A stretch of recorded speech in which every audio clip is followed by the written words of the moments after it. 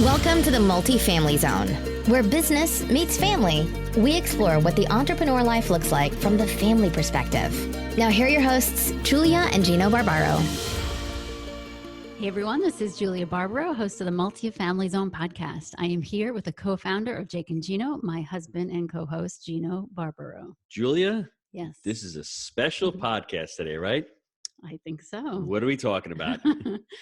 So last time we talked about, the greatnesses of dads. The greatnesses. I think my wife just made a new word up. Greatnesses. I figure that if you use a word enough, it becomes a word, right? Okay.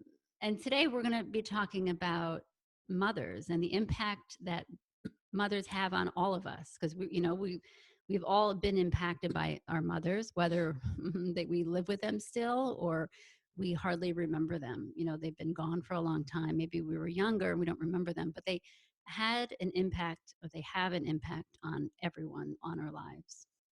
So for me, I was fortunate to have a fantastic mother. Was she overbearing at times? She can still be overbearing. Was she a little controlling at times?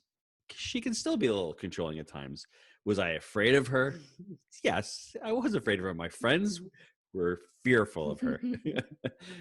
Was she a little overbearing, like I said? Yes. But all that put aside, the thing that stood out to me and will always stand out to me is my mother was always there to help me out. She worked for me and I was in business with her forever. And I was her first thought. And I always felt like she was always there to help me out and always on my side. So even though I know that she might have been a little controlling or a little overprotective, I always sensed that she was doing it because she really loved me. And I think that my mother was always coming from that perspective.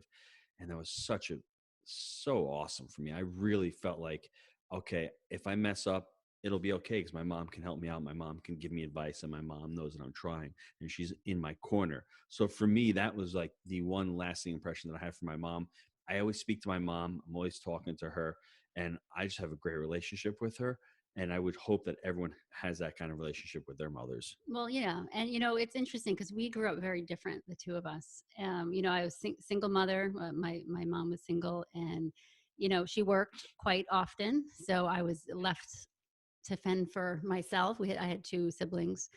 So we lived on our own a lot. We kind of trial and error, but I also at the same time somehow knew she worked for us. She did everything for us. And I knew that as an adult now that I have children of my own, I look back and I could be bitter about it. And I could say, wow, she really should have been there more.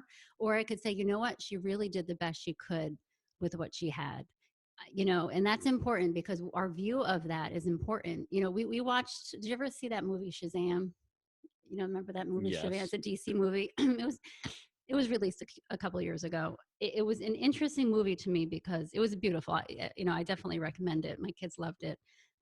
But the boy that, obviously Shazam, when he was a younger boy, they show him before he gets lost and separated from his mother and to become an orphan. They showed the mother as a sweet, loving, very patient mother. And that's the view from the son as a little boy. And that's what his memory was. And later in the movie, as you meet the mother, you see her view, which was quite different. It was very overwhelmed. It was very, nervous, unsure of her future, very impatient, very fearful. And I think about that because, we remember our mothers in a certain way when we were younger. And I wonder if there's always more to it. You know what I mean? Mm-hmm. Did our mothers do things out of fear? They weren't sure how we were going to turn out, let's say. So when you talk about your mother and what she used to do, I think maybe she was just afraid in the sense of, you know what I mean? Mm-hmm. So it's important to wonder what that other side was, and maybe you can even ask her. So for me, a couple of the things that stood out from my mom, and I think a couple of qualities that, the super moms have, I never heard my mom say I'm tired. I just never heard that. My mom never complained about being sick. She never complained about cooking.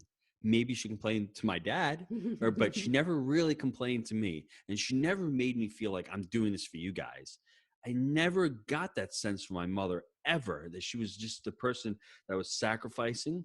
It was selfless. because I guess it's just she just her, you know, the love, she loved us, you know what I mean? That's the thing that really stood out to me. And she adopted that Bob Berg mentality, the go-giver. She was always there giving as much as she could to me. I remember one day, um, this is the only time I ever remember my mom being sick. I had just got my driver's license, and I took the car out, and I got into a little bit of an accident with the car. I come home and she's on the couch, like she actually has the flu. I remember this. And she looks at me, she goes, "I'm not feeling too great today." I'm like, "Mom, we gotta get the car. I gotta get the car fixed." And she's like, "Would you just wait? This can wait till tomorrow." And I was just so insistent. 17 years old, I felt really bad. She actually got up. We drove to the car mechanic and we got the car fixed. And I'm thinking to myself, nowadays, I would just tell my kids, please, you know, it's not important. But she was always there for me all the time.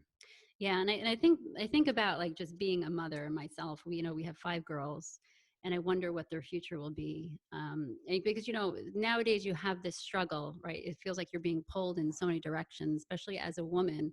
You go to college, you have a career. Now you're maybe getting married, you have children. What do you do? Can you be a full stay-at-home mom, 100% in, and also have a full-time career at home? And that's a hard answer really, because there's so many options, there's so many, work from home, all that stuff. And my thought is this, is that maybe in time you can have it all. You know what I mean? Maybe right now, for me, I could tell you my story is for me, I decided to stay home and raise the kids and wait for the career. And that's really my now is we're kind of in different seasons, I guess. You start off younger teen, and then you get married and you have little kids. That's one season. And then the kids, as they grow, it's like, okay, now I can kind of step out and do something else. So for me, that's what worked for me, is to wait on my career. And that's just what my kids might do something completely different. And it's all individual. And, so it's not one person does it and that's the right way. But I do know that just to embrace the moment you're in, whether that's little kids, older kids, grandkids, embrace that moment, because that's your right now. So how would you have people figure out what they want to do? What made you make that decision? What helped you in that decision? Well, for me, like I said, when I grew up, I always desired to have that family, that mother at home feeling, and raising the children at home. That was, for me, that's what my desire was. So that was my number one. That was my importance. I did go to college for a little while, but then I fell in love. And I got married, the happily ever after.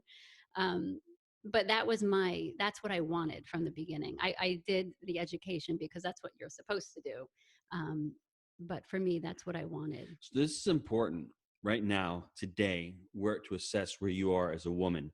If you're about entering college, if you're going to go to college, if you're deciding to go to law school, and all of a sudden you want to pump the brakes and say, I may want to try motherhood for a couple of years and not go to college full time, or not incur $100,000 of student debt where I need to get a job.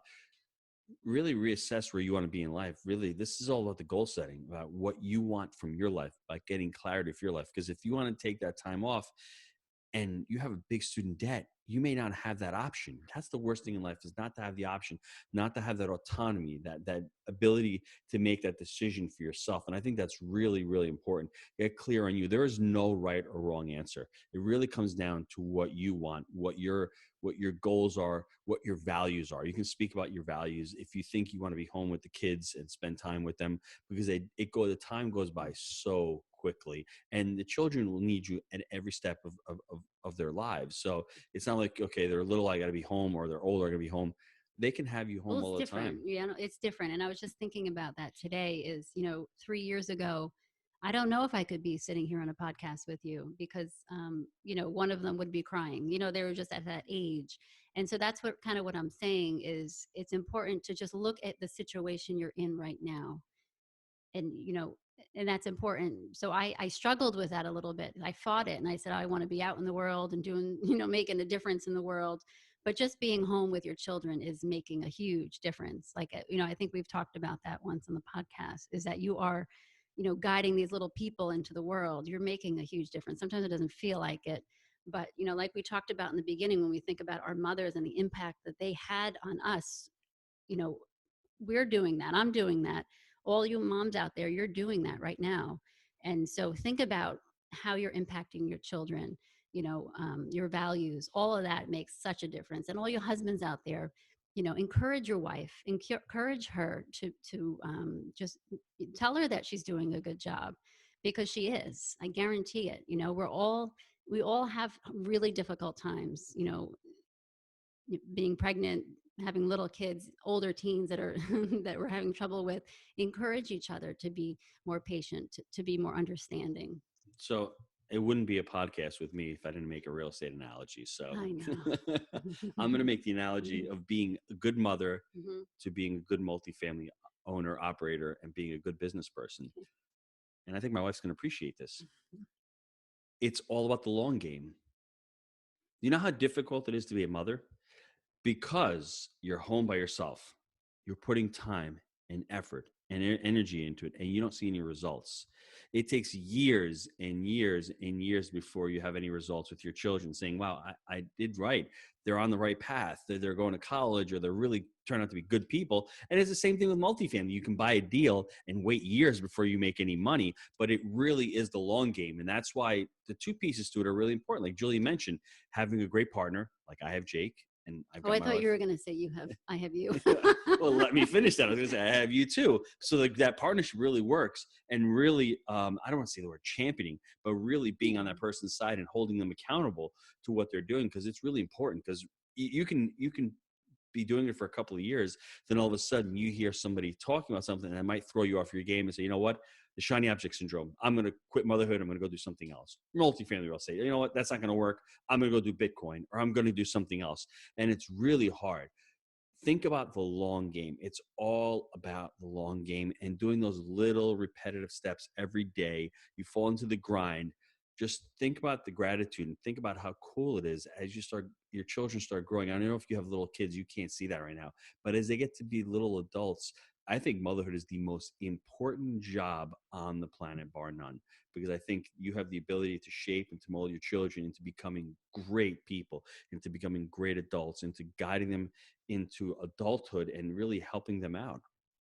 Yeah, that's Gino, I have to say that was really a good analogy. You like that, huh? So, yeah, very Every impressive. now and again, I get the analogy going, but to me, it really is, because we were talking about this a couple of years ago, and it's like, I'm home all day. I'm talking to myself. I'm talking to these little people. I Mhm. have no adult conversations. I'm It's going very lonely. crazy. It's definitely very lonely. But okay, Yeah. so there's another analogy. An entrepreneur is the same Yes. thing. An entrepreneur life can be very lonely because Definitely. you're running a company. Mhm. You have this vision of doing this amazing thing. Yeah. People think you're crazy. You're all by yourself. You're doing everything different. I mean, Mhm. we've done everything counterintuitive to what society tells us, and you're doing that by yourself, Mhm. and you're trying to stay on course, and you're lonely, and Mhm. all of a sudden 5 years goes by and you're like, wow, I'm glad I did that, because now my kids look like they're doing okay. So Mhm. just take my word for it. Yeah. Just stick into it. Whatever you're doing, you have to have that. And then the life coaching really helps out, having that clarity, having why you want to be a mother. So Mhm. I think if you can think about that every day, what is your big why? For us, we just want to have great kids. We want to have a great relationship with our kids. And for me, my mother as a role model that showed me what a mom should be and how a mom should act with their kids. I think honestly, the first and foremost is to have love for your children and to really want the best for them. I think that's what my mom taught me more than anything. And that's, when you fall back on it, that's what I wanted to be as a parent. Yeah, a couple things. I want to talk about your mom in a second, but as a mother, sometimes we want it all. We want that full-time career. We want to stay at home too, and it's really a struggle. It's and you guys, you ladies know what I'm talking about. Where we struggle for both, and we want it all, and we're told that we could have it all. But in order to say fully yes to something, we really are saying no to something else, because how can we be in two places at once? And so I wonder just sometimes if maybe we can have it all, but not at the same time. Do you Mm-hmm. know what I mean? We could have that full-time career, but maybe not at the very same time that we have we want to be. And again, I admire all you women out there that have a full-time career and also motherhood, because it's such a struggle. It's just, it's all in all the time, never a break. And I'm sure just, because I do it, I doubt myself all the time. I'm sure you're doing that. I'm sure every other mother out there is doing it. They're not doing a good enough job. But whether you're home full time or working full time and parenting full time, you're always feeling that you're never doing enough. And so I just want to let you all know that we're doing what we can right now. So it's important to say what gives you that peace right now. Where should I be right now? And it's really something to think about. But I want to talk about Gino's mom for a second, because it's important for me. And I know a lot of people have an issue with their mother-in-law. I hear it from a lot of people. Growing up, I've heard it. We all, right? It's just that normal. My mother-in-law is very Italian, and I have to tell you that she was not on board with us dating. So it was all downhill from the beginning, to be honest with you. So I'm not Italian, so right then and there, it's like, okay, you're out. But I want to go there because it's important for me as my husband's wife to know that his mother is what my husband needed all along. He needed her, and she was perfect for him. And it's important for me to respect that and to know that his mom just wanted the best for him all along. That's all she wants. That's all we want as mothers is, our sons to marry the perfect woman, our daughters to marry the perfect man. And it's important. And we're very picky because we know our kids and we want the best for them. And of course she gave me a chance, and she loves me now. We have a great relationship, but in the beginning I knew that, and I could have held on to that with a lot of bitterness, but I chose not to because I knew she did it because she loved him. And to continue that story, every time I had a baby, we kept getting pregnant. My mom kept giving me grief. What are you, a baby machine? And all the comments. I'm like, Mom. And it's just like one of those things where she was being overwhelmed. And her thing was, how are you going to afford to pay for these kids? And you don't have time. And Julia's nursing again. And then the list goes on and being overwhelmed. And like I keep saying, look at it from their perspective. Mm-hmm. Don't judge, and look at it from their perspective. She came from, a place of, when she came back from Italy, she was an immigrant. So for them, it was difficult. So for me, I just look at that and I was just, every time we'd get pregnant, it was that conversation where, Mom, we're pregnant again. And she's like, again? And I'm like, yes, again. So it was really funny. And I was just like, I was scared to tell her, to be honest with you. So there's a moment where it's like, you know what? It's a laughable moment. It's okay. My husband would come from work and he's like, I had to talk again. Like, okay. So it's, it's one of those moments where it's like, bring in the sense of humor. It's okay. The mother-in-laws out there, even your mothers, if they give you a hard time, they're really just doing it because they love you. We think that as a mother, we think we know best for everyone. And it's okay. It's obviously okay because we're really doing it out of love. So maybe just think about the other side to the story. So for me, all the dads out there, what I would say to all the dads, have the conversation with your wife. If your wife is considering staying at home, there might be a hit to the money coming in, but really have that decision. And if she's really in on it and she wants to try it, it's one of those things where you can just try. And if it doesn't work and it's not right for you, you need to go back to work, great. Do that. For us, I moved down to Florida from New York. Once I left the restaurant, I wasn't sure if my wife staying home and me trying to go into real estate full time was going to work. So I was downsizing. I was moving somewhere cheaper. So if you're saying to yourself, well, I live in an expensive area, we could never do that. There's a lot of options. And that's why I love life coaching and being clear on what you want. If you want that, maybe you can't live in a certain area. Maybe you need to go somewhere where it's cheaper to live. That's what we ended up doing, moving to Florida, moving somewhere cheaper, and just saying, you know what, she's not working. And if she needs to go to become a coach herself and bring some income in, we can do that part-time. So for us, that was the decision to move. So all the dads out there, if you have that conversation, see what you want to do amongst yourselves and give her the ability to do that. Give her the option to do that. If she's really, that's what her desire is, just try it. Yeah. Well, the gift of motherhood is it's such a blessing for all of us because we've all been impacted by our mothers. And, even those people out there, those other women that have, raised us or been that mother figure to us. And I just want everyone, including us, Gino and I, to just remember that and be grateful to them. Maybe don't be so hard on them, I guess I should say. And maybe there's another place that they're coming from because it's a challenge to be a mother. There's a lot of anxiety, a lot of fear, but we need encouragement, we need strength, and so do our mothers. And that's important to just, be thankful for that. Let's take a quick time out to hear from our sponsors. At Rand Capital, we're focused on providing the best financing option for each deal and every client. Our personalized service, along with our blue-collar work ethic, will give you the peace of mind to know that we will take the stress out of the financing process so that you can focus on other aspects of your business. For more information and to find out how Rand Capital can help you find the best loan for your deal, visit randcapllc.com to start the conversation. Okay, we're back, and we're not going to talk about my mom anymore. We've talked enough about my mom. The thing that I like to say about motherhood, it is a sacrifice.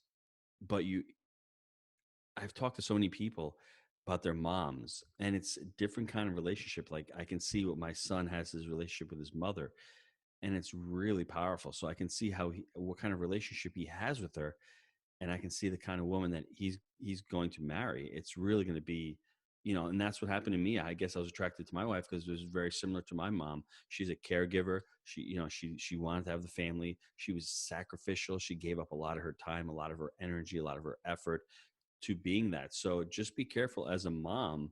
You're really a big role model for your sons. Yes, definitely. I know, Michael, our son, he's 17, and I know he just we do have a really good relationship. I let him be him. I let him be his own person, but at the same time, it's a hard balance, right? Because you want to guide them in the right direction, but you also want them to figure things out on their own. And so it's you feel like you're always messing them up, right? You're not teaching them enough. Maybe you're letting them do some things too much, and then you second guess yourself. And so it's a constant battle going on in your mind of, I'm not doing this right, I'm messing up. And do what you can right now. They just need we said that in this last podcast with the fathers, that our kids just need to be loved, to know that they're loved, and to know that you're trying as a parent. um, and we homeschool the kids, and I know they're not being educated as well as they could be if they were in a super private school, let's say. But I rather them home, and I rather them be raised by me than away in a private school, let's say, for better education. But that's just us, and if you choose otherwise, and that's I completely respect you for that. um, but to be a mom is just it's a sacrifice. And we're all, everyone that I've talked to, I've never heard a mother say, I did an amazing job, I am a great mother. That's it. It's we're all in a similar situation. And I want to let everyone know that, because I've actually been asked by several mothers, how do I do it? How do I keep everything organized all the time? And that's just not reality. It's my house is a disaster at times, and the kids are yelling at each other at times, of course, and that's reality. And you know, that. I do know that. The house is a disaster, but it doesn't really matter because I guess we're trying. You know what I mean? yes, And the kids see that. and they see how we act towards each other. So it's really important how I mentioned in the father podcast. It's really important the relationship that you have amongst yourselves, amongst each one of you. So that's really important, how you speak to each other and how you communicate amongst each other. That's really, really important, and being on the same page. And I think what I want to say about mothers, you have to set boundaries, just like dads have to set fences and have to set boundaries for your children. And those boundaries need to expand upon them. And when you're parenting together, you need to be on the same page. Because I have the kids, especially young ones, they go ask mom. Mom usually says no.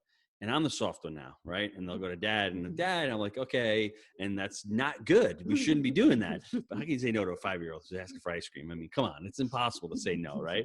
And they're so awesome. They look at you with those eyes, and it's just like, but on the more serious stuff, you need to set boundaries. You need to be on the same page.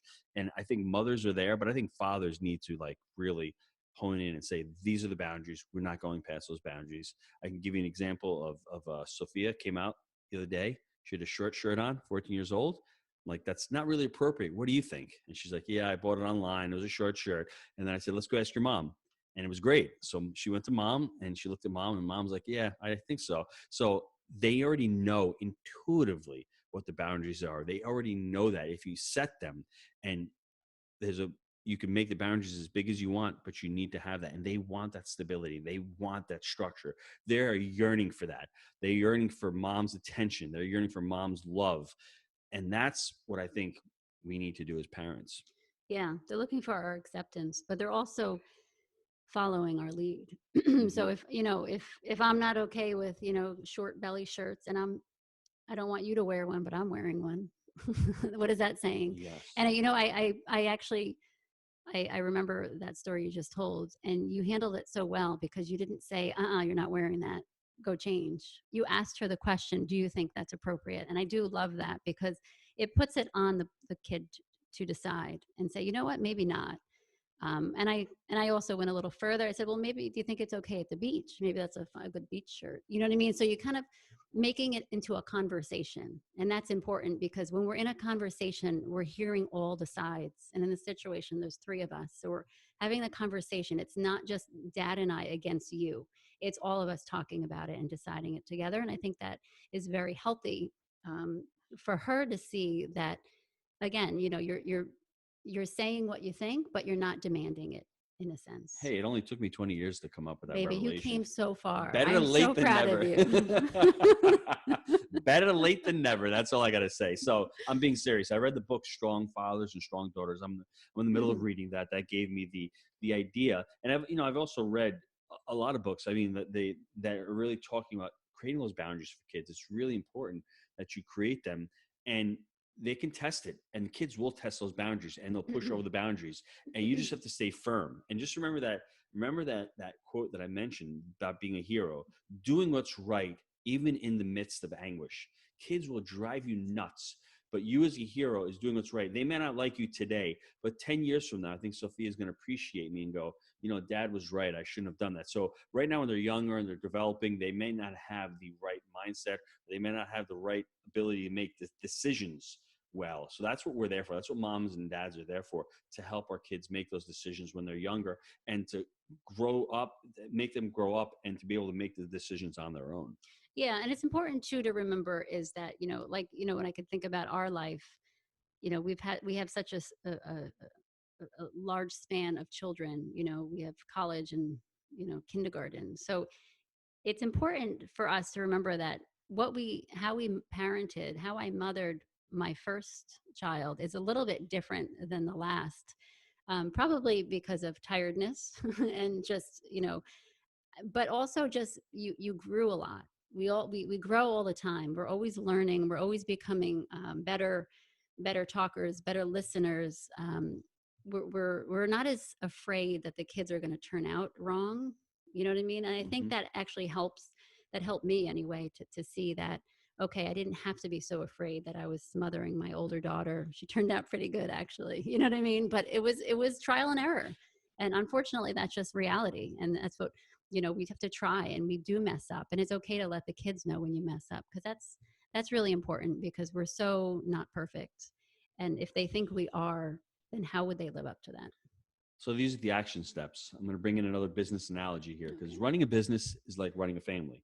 Reading the book Extreme Ownership by Jocko Willink. And what I love about the book with Extreme Ownership, they really talk about, and I'm about halfway done with the book, but what's really resonated with me, what I love what he talks about, is the leader takes total responsibility. So you as the mother or the father have to take total responsibility for any mistakes that happen. And what a leader does, he conveys, it's all about the mission. So what is it about with the kids, right? What is your mission with the kids? For us, with the Sophia lesson, for me, it was teaching her morals, teaching her what's right? And letting her make the decision on her own. And I was a leader there, and I explained it to her and I conveyed it to her, but really having that extreme ownership. And when something happens with your kids, owning up to it and taking full responsibility. That's what a great leader does. I think that's what the great father and a great mother do. And I think they work together. And I think as a mission, if something fails with our kids, I can't blame just my wife, although it usually is her fault, right? But we have to take responsibility together and be on the same page, and then convey it to our children what we're trying to accomplish with every single thing that we're doing. Yeah, that's important what you just said, because it's one of those fears, right? When when our kids act up or they do something wrong, we get really, really mad at them. And I have a feeling it's because we feel responsible, but we don't want to say it. We don't want to admit it, that maybe I taught them wrong. Maybe I lived by example and I didn't live a good enough, example to them. And so in that moment, I just ask you to all, like, when that happens, because I do it all the time. I'm like, why am I so upset when the kids do something specifically wrong? And it's usually because I'm like, wow, because I never taught them. And we forget sometimes, especially when we have a lot of kids, we forget that we teach the first few kids, but then we forget and we just assume the rest of the kids just know it, but we never actually taught them. And so then we get frustrated with ourselves because we never taught them. So maybe they're acting out because we never properly taught them a certain something. So what are the action steps? I would say, think about it as being a leader in the family, taking responsibility. I love that book. And it's not for a mothering book, but I mean, if you have any mothering books you'd like to recommend, I can recommend business books all day about it because it's important. I think like we always say, business and family are, it's the more we talk on this podcast, the more I hear Gino's company talk, I'm like, wow, it's the same thing. It's, ownership, core values, it's all the same. Having a mission statement, really being on the same page, right. Really communicating is the most important thing, really communication. And just watch what you say to your kids, because they will never forget. Like, I'm supposed to go play tennis in 15 minutes with one of my daughters. And if I don't go, she's going to say, Dad, we're supposed to go. So carve out those special times with your kids. And just remember, motherhood is a gift, and that's it impacted all of us. And it's so important to remember the good parts of your childhood from your mothers. Just think about them, because there are so many. Sometimes we just dwell on the negative ones. So I just ask everyone to just remember all the good things that your mother taught you, or, just the sacrifice, because just having you, just delivering you was a huge sacrifice in itself. Really? Yes. Seriously? So I'm going to leave this off by saying I challenge all the men out there to pick up the phone after this podcast and to call your mother and to say, Mom, just checking in, see how you're doing. Love you. Bye. That's all I think a mother ultimately wants, is to make sure that their sons and daughters are doing great. I'm challenging the guys. I'm wondering if you're going to do that. I'm actually going to watch you, because See, I'm going to do that. I called Mom on Mother's Day. She didn't pick up, so I've got to call her back today. She called you. So I challenge everybody out there just to reconnect. And you know what? If you don't have time, that's not what did Mother Teresa say? If you're too busy to pray, then you're too busy. If you're too busy not to call your mother, then you're too busy. Yeah. Make that a priority. And put it on the calendar, schedule it there. Monday, Friday, whenever you need to do it, a couple of days a week, just reach out to them and make sure that you talk to them and see how they're doing. And all they want from you is, I can speak as a dad, all I want to hear from my kids is that they're doing okay and if they need anything. And two, if we don't have our mothers anymore, this is actually really important that we talk about them. One of the things that some people have a really hard time is talking about the person that they lost. And our children, our family, they need to know about that person. It's so important that you their memory lives on, and the people around us know all about them. So if your mother has passed on, it's important to talk about them with someone. Tell them stories that you're just remembering. It's so important to just keep their memory alive in the family. That's a great point. Yeah. I just want to thank you all for being part of the Jake and Gino family and just sharing part of your day with us. And if you have any questions or you want any topics that you'd like us to discuss on the podcast, just email Julia at juliabarbaro@gmail.com. Thanks, everybody. Thanks. Hey, Gino, the two most common questions I've been asked are, how do I get into real estate and do my first deal? The other question, how do I scale my real estate portfolio? Well, gang, we have great news for you. Gino, tell them about it. We can help you answer both of those questions. At jakeandgino.com, we offer a variety of micro courses to help you along your real estate journey. Our proprietary 3-step framework has helped hundreds of real estate entrepreneurs successfully get started in real estate with no experience, and it has also helped experienced real estate entrepreneurs take it to the next level. If you want more information, visit www.jakeandgino.com/courses.